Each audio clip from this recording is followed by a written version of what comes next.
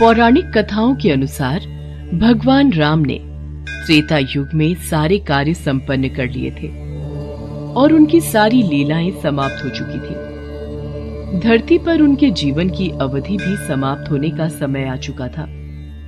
लेकिन समय समाप्त होने के बाद भी मृत्यु के देवता यमराज भगवान राम के समीप उनके प्राण हरने नहीं आ पा रहे थे, क्योंकि रामदूत हनुमान भगवान राम के प्राण रक्षक थे, जो स्वयं महाकाल का एक रूप है और महाकाल से उनके आराध्य भगवान राम के प्राण छीनने की हिम्मत ना तो किसी काल में थी और ना ही किसी अन्य देवता में।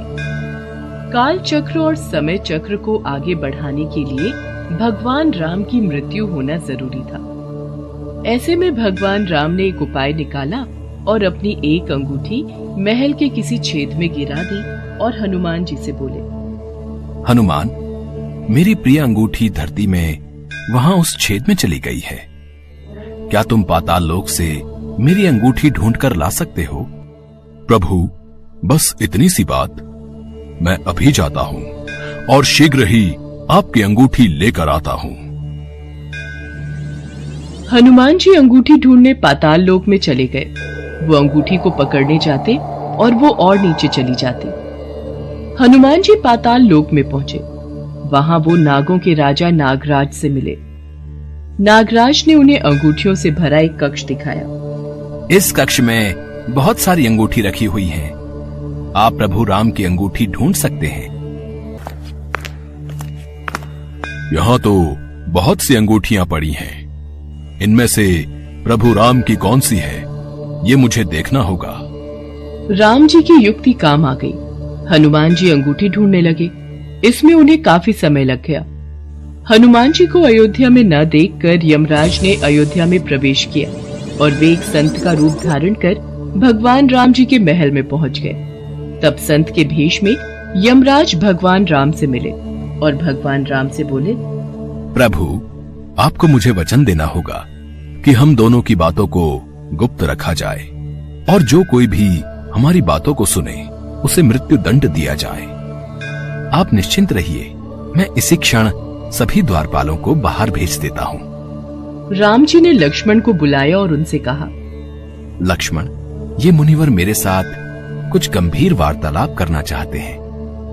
तब तक तुम द्वार पर ही पहरा देना और कोई भी अंदर न आने पाए, इस बात का ख्याल रखना, वरना तुम मृत्यु दंड को प्राप्त हो जाओगे। जो आज्ञा भैया, मैं आपके आदेश का पालन करूंगा। लक्ष्मण के जाने के बाद उस संत ने भगवान राम को अपना असली रूप दिखाया और बोले, हे प्रभु, मैं आप ही का सेवक हूं और आपने ही मुझे ये कर्म दिया है कि इस संसार से समस्त जीव जंतु एवं प्राणियों का प्राण हरना, और ये मेरा धर्म भी है। मैं भगवान शिव और ब्रह्मा की आज्ञा से आपसे ये कहने आया हूं कि आपने जो अपना समय इस पृथ्वी लोक पर निश्चित किया था, वो समय पूर्ण हो चुका है और अब आपको अपने धाम लौट जाना चाहिए। इससे सभी देवी देवताओं में आपको विष्णु स्वरूप में देखकर उत्साह की लहर दौड़ जाएगी। इस पर भी हे प्रभु, आपको कुछ और समय इस पृथ्वी लोक पर बिताना है तो आप रह सकते हैं। भगवान राम तो अंतर्यामी है। वो यमराज की बातों को सुनकर मंद मंद मुस्कुरा रहे थे। भगवान राम और यमराज के बीच वार्तालाप चल ही रही थी कि इतने समय में भगवान राम के महल में दुर्वासा ऋषि आ पहुंचे। प्रणाम गुरुवर, कहिए मैं आपकी क्या सेवा कर सकता हूँ? हमें भगवान राम से मिलना है, अभी तुरंत। गुरुवर महाराज, भैया राम अभी किसी से नहीं मिल सकते। उन्होंने किसी को भी कक्ष में न आने का आदेश दिया है। मैं उनके समक्ष नहीं जा सकता। लक्ष्मण की बातों को सुनकर दुर्वासा ऋषि को क्रोध आ गया और वो श्राप देने लगे। मेरा इतना घोर अपमान! अगर मुझे राजा राम से नहीं मिलने दिया गया तो मैं पूरी अयोध्या नगरी को अपने श्राप से जलाकर भस्म कर दूंगा। अगर मैं इन्हें भैया के महल में जाने दूं, तो सिर्फ मुझे ही मृत्यु दंड मिलेगा, लेकिन अयोध्या नगरी तो बच जाएगी। गुरुवर, मैं भैया को आपके आने की सूचना देकर आता हूँ। लक्ष्मण भगवान राम के कक्ष में चले गए। लक्ष्मण को सामने देख भगवान राम चौंक गए और यमराज अंतर ध्यान हो गए। राम जी दुखी हुए कि एक राजा होने के नाते उन्हें लक्ष्मण को मृत्यु दंड देना होगा। राम जी ने अपने कुलगुरु से इस विषय में वार्तालाप किया। राम, किसी अपने का त्याग करना भी मृत्यु दंड के बराबर है, इसलिए तुम लक्ष्मण का त्याग कर दो। लक्ष्मण ने गुरुदेव और राम जी के बीच हुआ वार्तालाप सुन लिया और वे श्री राम से बोले, भैया, आप मेरा त्याग मत करना, मैं ये सहन नहीं कर पाऊंगा। आपके वचन का पालन करते हुए मैं स्वयं ही अपने शरीर का त्याग कर दूंगा। लक्ष्मण ने अपने भ्राता श्री राम का वचन निभाने के लिए अयोध्या की सरयू नदी में समाधि लेकर शेषनाग का रूप ले लिया और फिर भगवान विष्णु के निवास स्थान क्षीर सागर में जाकर उत्पन्न हो गए। उसके बाद भगवान राम भी लक्ष्मण के वियोग में थे। उन्होंने भी सरयू नदी में जाकर जल समाधि ले ली और अपने परम धाम को चले गए।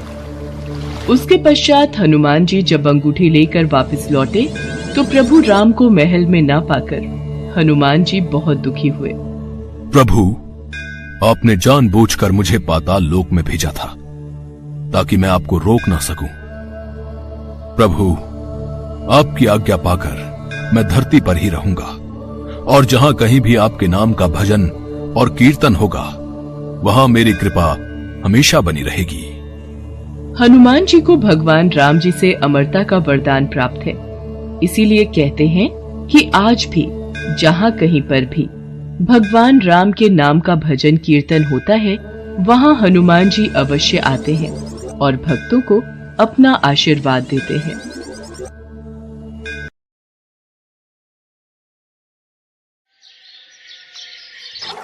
एक बार भगवान विष्णु क्षीर सागर में शेषनाग पर विश्राम कर रहे थे। देवी लक्ष्मी उनके सम्मुख ही विराजमान थी। तभी ब्रह्मा जी के साथ अन्य देवता उनके समक्ष पधारे। जय ब्रह्मदेव। हे सच्चिदानंद, हे सृष्टि पालक, पापी रावण से पीड़ित होकर ये पृथ्वी, ऋषि, मुनि, देवता, गंधर्व सब आपकी शरण में आए हैं। इनकी रक्षा कीजिए भगवान। रक्षा कीजिए प्रभु, हमारी रक्षा कीजिए। रक्षा कीजिए प्रभु, हमारी रक्षा कीजिए। पृथ्वी पर सत्य का नाश हो रहा है प्रभु। पृथ्वी पर पाप की शक्तियां बढ़ रही हैं। लंका के राजा रावण ने तीनों लोकों में आतंक फैलाया हुआ है। देव, दानव, मनुष्य कोई उस पापी रावण के सामने टिक नहीं पाता, क्योंकि स्वयं ब्रह्मा और महादेव ने रावण को वरदान दिया है कि रावण की मृत्यु देव, दानव, नाग, किन्नर किसी के हाथों नहीं हो सकती। प्रभु, आपकी सृष्टि का भार उठाना मेरा परम धर्म है, पर जब पृथ्वी पर धर्म की जगह अधर्म अपना स्थान बनाने लगे तो मैं भी डोलने लगती हूँ। मैं अधर्म का भार कैसे संभालूं प्रभु? पाप की अग्नि से मैं जलने लगी हूँ।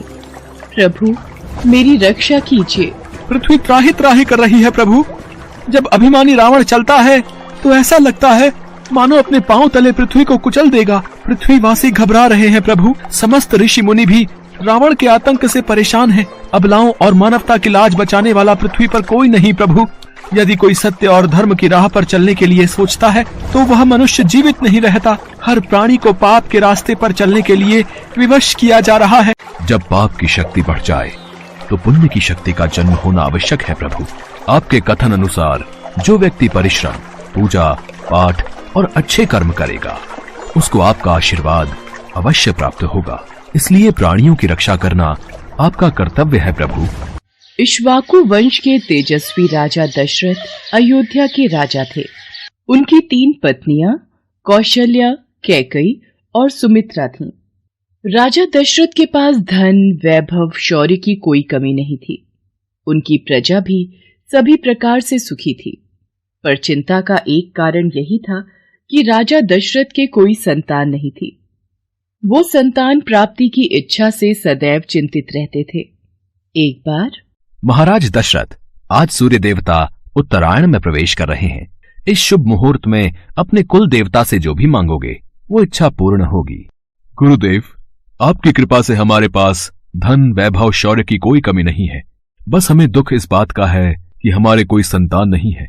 मुझे तो भय है कि कहीं सूर्य वंश का सूर्य दशरथ के साथ ही समाप्त न हो जाए। आप निराश मत होइए राजन। भगवान सूर्य आपकी मनोकामना अवश्य पूरी करेंगे, परंतु उसके लिए पुत्र कामेष्ठी यज्ञ करना होगा। तो फिर गुरुदेव उसमें देरी क्यों? आप यज्ञ का आयोजन कीजिए। देवी कौशल्या, ये यज्ञ मैं नहीं कर सकता। वेदों के ज्ञाता ऋषि श्रृंग मुनि इस यज्ञ को करवा सकते हैं, वो इसमें अधिक निपुण हैं। तो फिर उनको बुलाइए गुरुदेव और यज्ञ का अनुष्ठान कीजिए। देवी कैकेयी, उसके लिए महाराज दशरथ को स्वयं उनके पास जाना होगा और यज्ञ करने के लिए प्रार्थना करनी होगी। ऋषि वशिष्ठ, मैं आज ही ऋषि शुंग मुनि के आश्रम में जाऊंगा और उनसे विनती करूंगा कि वो मेरी प्रार्थना स्वीकार करें। उसके पश्चात राजा दशरथ नंगे पांव चलकर ऋषि श्रृंग मुनि के आश्रम में पहुँचे और उनसे भव्य यज्ञ कराने की प्रार्थना की। राजा दशरथ की आंखों से आंसुओं की धारा बहने लगी। उनकी प्रार्थना सुनकर ऋषि श्रृंग मुनि ने यज्ञ का आयोजन प्रारंभ किया। यज्ञ शुरू करने के साथ ही राजा दशरथ ने अपनी चतुरंगिनी सेना के साथ श्याम कर्ण नाम का घोड़ा छोड़ दिया। इसके बाद उनका यज्ञ शुरू हुआ। इस यज्ञ में ऋषि श्रृंग मुनि के साथ साथ सभी ऋषि मुनि, तपस्वी, विद्वान, मित्र, राजा महाराजा और उनके गुरु वशिष्ठ भी शामिल हुए। इन सभी लोगों की उपस्थिति में यज्ञ का आरंभ हुआ। मंत्रोच्चार से चारों दिशाएं गूंज उठी और यज्ञ की आहुति से सभी दिशाएं महक उठी और हवन कुंड की अग्नि में से अग्निदेव प्रकट हुए। उनके हाथ में खीर का पात्र था। राजन, ये खीर का पात्र लो और इस खीर को अपनी तीनों रानियों में बांट दो। जिस इच्छा से तुमने इस यज्ञ का आयोजन किया है, तुम्हारी वो इच्छा पूर्ण होगी। धन्यवाद अग्निदेव, आपने मेरी सारी चिंताएं दूर कर दी।